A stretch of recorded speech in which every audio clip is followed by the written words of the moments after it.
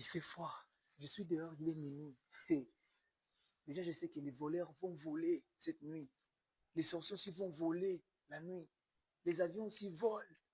Les oiseaux nocturnes aussi volent. Les Français volent, volent, volent, volent, volent, volent, volent.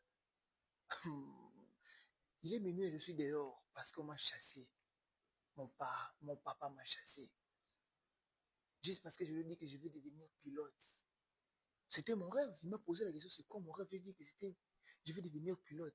Et il m'a dit, la nuit ou le jour? J'ai dit non, on peut voler la nuit et le jour. Et il m'a chassé. La différence entre nous qui vivons en Afrique et vous qui vivez, je ne sais où, en Europe, en Asie, en enfer, au paradis. Nous, quand on annonce nos rêves, c'est un piège. C'est d'abord une question piège. Et quand il répond, tu as des risques. Comme moi, de dormir dehors. Je ne peux plus crier, Géry. Si j'écris, on me chasse encore. Vaut mieux rester ici, même dans les garages, que de sortir en dehors. Là-bas, dehors, il y a des voleurs qui vont voler. Alors, en Asie, quand un Chinois vient voir son père pour lui annoncer les rêves, il va venir. Papa, je veux devenir pilote. Qu'est-ce que tu en penses? Oh, quelle bonne nouvelle, chérie. Là, il appelle la femme qui est dans la cuisine. Viens écouter ce que ton enfant a dit. Il a une grande imagination. Et sa maman va sortir de la cuisine vite. Cocorico, cocorico, cocorico, coucou. Oh, mon enfant, quelle imagination. Les parents vont payer les jouets d'avions et d'hélicoptères pour accompagner les rêves de leur enfant. Et l'enfant va finir par devenir pilote. C'est pas ici. C'est pas le même cas ici en Afrique. D'abord, ici, quand tu as les rêves, tu es en danger. Avant de me chasser, mon papa a réuni tous les quartiers. Même les chefs des quartiers étaient là. Et mes ex. Pour les annoncer que ma tête ne fonctionne plus bien. Comment je peux rêver de devenir pilote en Afrique? Et il m'a chassé. Je dois dormir dehors. La différence, c'est là. Quand on a des rêves, on ne va pas loin parce qu'on ne nous accompagne pas.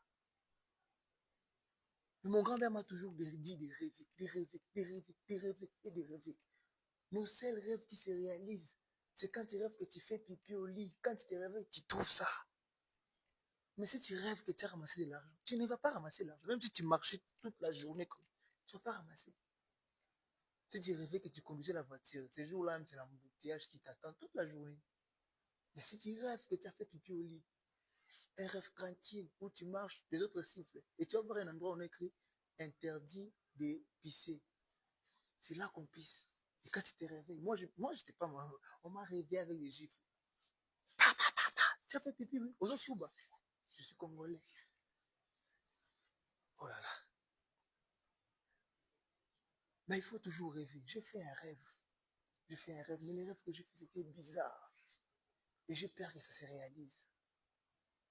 Vous savez, j'ai dormi, je me suis vu, moi, souffrant à l'hôpital. Et j'ai vu les docteurs qui couraient gauche à droite. Et arrêtez-les, prenez-les, mettez l'essence, mettez les sangs, mettez mazout, mettez kérosène.